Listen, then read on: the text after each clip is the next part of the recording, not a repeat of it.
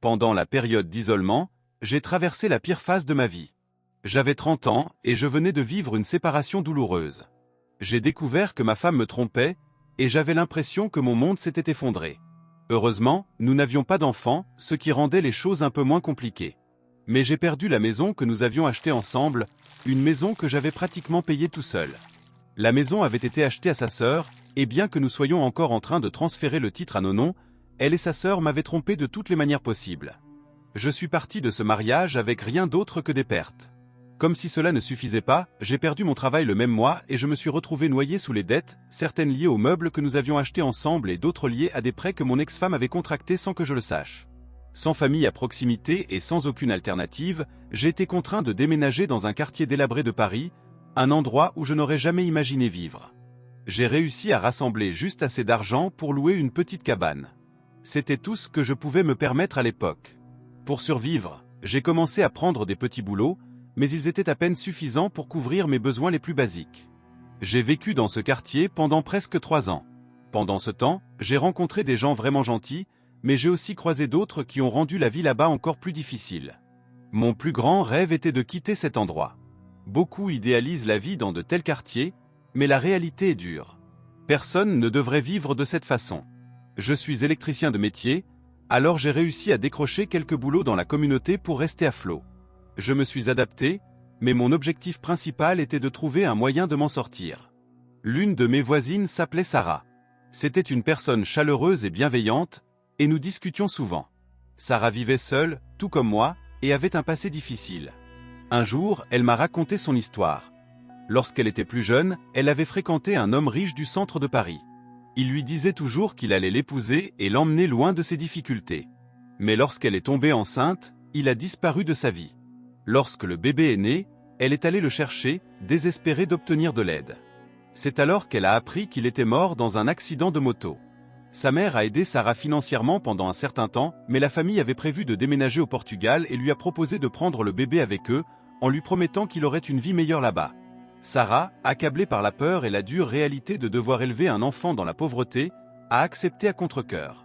Elle regrette profondément cette décision. Elle vit avec une tristesse constante, et chaque fois qu'elle en parle, elle pleure. Sarah et moi sommes devenus de bons amis pendant ces 3 années. Nous nous aidions chaque fois que nous pouvions. Il y a eu des nuits où elle m'apportait un paquet de nouilles ou un œuf lorsque je n'avais rien, et je lui rendais l'appareil quand je pouvais. Notre lien d'amitié et de confiance est devenu de plus en plus fort au fil du temps. Finalement, les choses ont commencé à s'améliorer pour moi. Après avoir payé mes dettes et traversé presque 3 ans de galère, j'ai décroché un emploi stable d'électricien dans un complexe résidentiel. Le week-end, je prenais des petits boulots pour économiser un peu d'argent. Avec un nouveau départ et un revenu stable, j'ai enfin quitté ce quartier.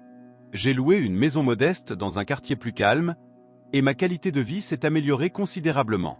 Je dormais mieux, je n'avais plus à m'inquiéter des balles perdues et je n'avais plus à supporter la musique forte toute la nuit. De temps en temps, je retournais dans mon ancien quartier pour voir les quelques amis que j'avais faits, y compris Sarah. Fait intéressant, ce n'est qu'après mon déménagement que Sarah et moi avons commencé à nous voir différemment. Lorsque je lui rendais visite, nos conversations devenaient plus profondes et nos messages prenaient un ton plus intime. Elle a commencé à me confier son désir de quitter elle aussi ce quartier. Un jour, pour mon anniversaire, j'ai invité Sarah à dîner. Ce soir-là a marqué la première fois où nous avons été plus que des amis. À partir de là, les choses ont évolué naturellement. Elle a commencé à passer plus de temps chez moi, laissant quelques affaires, et avant même que je m'en rende compte, elle avait pratiquement emménagé. Cela ne me dérangeait pas. J'étais heureux et j'appréciais sa compagnie. Pendant près d'1 an, tout semblait parfait, jusqu'à ce que je découvre qu'elle me trompait. Et ce n'était pas qu'une seule personne, elle était avec plusieurs hommes. Sa meilleure amie, Emma, qui était comme une sœur pour elle, a été celle qui l'a exposée. Emma m'a montré des photos de Sarah avec d'autres hommes dans différents endroits. Il s'est avéré que Sarah voyait un homme du quartier, un collègue de travail, et même quelques hommes qu'elle avait rencontrés dans des bars locaux. Emma a admis qu'elle n'exposait pas Sarah par souci pour moi, mais par vengeance. L'un des hommes avec qui Sarah sortait était un homme pour lequel Emma avait des sentiments. Malgré les avertissements répétés d'Emma, Sarah s'était lancée dans une relation avec lui. Ce jour-là, j'ai pris toutes les affaires de Sarah, je les ai ramenées dans sa vieille cabane et je les ai laissées là.